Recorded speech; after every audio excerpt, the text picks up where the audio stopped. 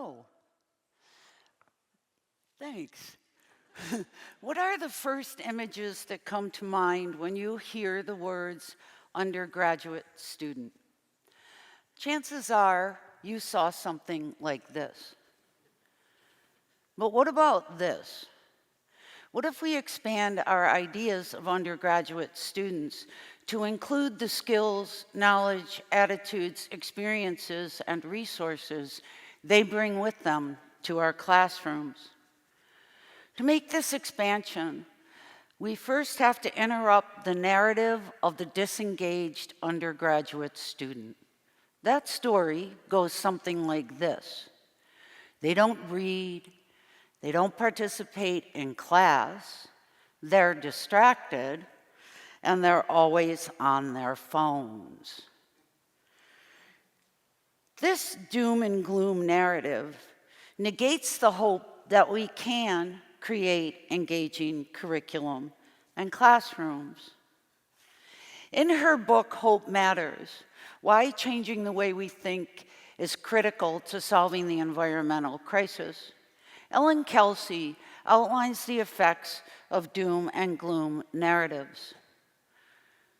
Stress, depression, PTSD, strains on community and personal relationships, increases in aggression, crime, and violence.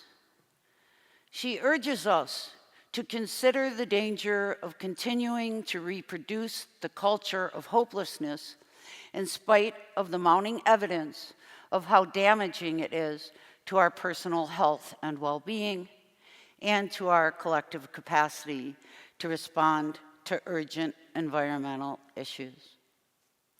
At the heart of the doom and gloom narrative about undergraduate students is the idea that they come to our classrooms with nothing to contribute. That they enter higher ed primarily to consume knowledge and adapt to the things that we think we already know. This setup positions the losses that undergraduate students bring with them to higher ed as necessary parts of their educational process. I am Dr. Nancy C. DeJoy, and I was recruited about 20 years ago to revise first-year writing curriculum at Michigan State University. At the heart of those revisions was a commitment to advocating for undergraduate students as people who could participate in and contribute to their academic lives. I've thought a lot about this in my 35 plus years of experience. My courses begin with an assignment that invites students to think about something they love and are good at. In all my years of experience, I have yet to meet a student who doesn't have something to focus on here. They explore everything from skateboarding to cooking in groups, playing a high school sport, gaming, thrifting, crocheting, to name a few. I know each student here today can think of something they lost in the transition to higher ed. Those losses are part of why doom and gloom narratives are so bad for our health and well-being. Because we can carry those things we love with us, not as losses, but as transferable parts of who we are and what we know. And they can become grounds for our success in new contexts. We can hold on to the things we love. Equally important, we can help others do the same.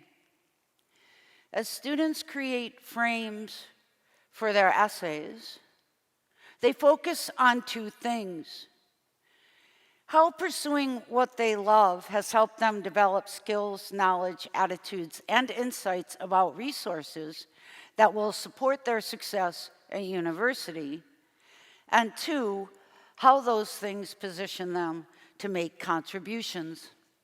For example, One student who was really missing the Sunday cooking marathons with 4 generations of women in her family realized that not having that time with women she considered guiding elders was why she felt at loose ends. She wrote an essay for other students in the same position, helping them to see how the skills, knowledge, attitudes, and resources they gained from cooking with family members could support their success. She realized that getting good enough at something to be creative, to improvise, see new connections and combinations was something that she needed to pursue in her major.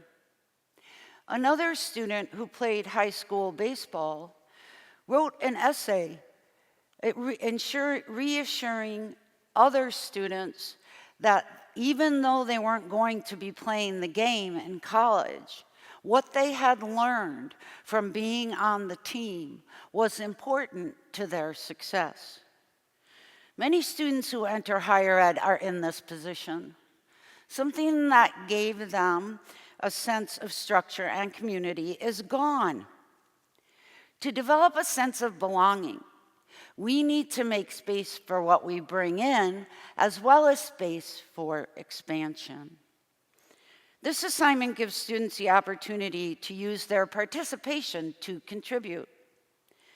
This is a far cry from participation being a measure of performance that does not resonate outside of the classroom. This isn't the only way to invite students to bring the knowledge and experience they have into our classrooms, but doing so is vital to creating engaging classrooms. The research project comes next. Students choose an area of interest, and they research how knowledge is generated and shared in that discipline. They use a variety of secondary and primary research strategies to become familiar with methodologies that are used across the disciplines. Scholarly articles are analyzed for what they can tell us about how knowledge is generated and shared. Professional organizations and other websites give us more insight into the ways that disciplinary literacy operates when the audience is practitioners. And primary research, in our case, interviews with professors, professionals, and advanced students in the major, helps us to see what life in the field might be like. How many of you here today have changed your major? I'm sorry, I can't see you. How many of you got so far into your major coursework only to find out that it wasn't the right path?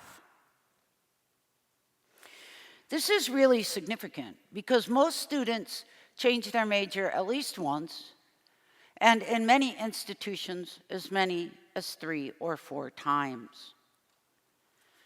Building knowledge about disciplinary literacy and related professions leads to more informed decisions. The remix comes next. Students create a multimodal project using their research and in an alternative form for a specific audience. Brochures, zines, presentations for student groups, conference proposals, original songs, and poetry are some of the media used here. The point here is not that you have to be teaching a writing course or be in a writing course to do this work. The point is that any class can be shifted from consumption and adaptation to participation and contribution without forfeiting disciplinary content. My students leave the class with expanded ideas and practices for reading, writing, and researching. But the assignments and the relationships between and among them create a rhythm that pulses outside of the classroom. As I prepare to retire after 35 plus years of advocating for undergraduate students, I ask you all to see undergraduate students as capable of participation and contribution. This narrative of hope acknowledges that by working together, we can find creative solutions that make pathways for participation and contribution equitable and engaging. I am also a poet, and I listen to the world from that perspective. I leave you with the call I hear when I listen to undergraduate students with my poet ears. We leave most of ourselves on the other side of your doors. Participation narrowed to what happens only if we leave experience behind. Our marks, mere grades of isolated performance, disengaged, contributions deferred. Open the doors all of the way. Call us in. Thank you.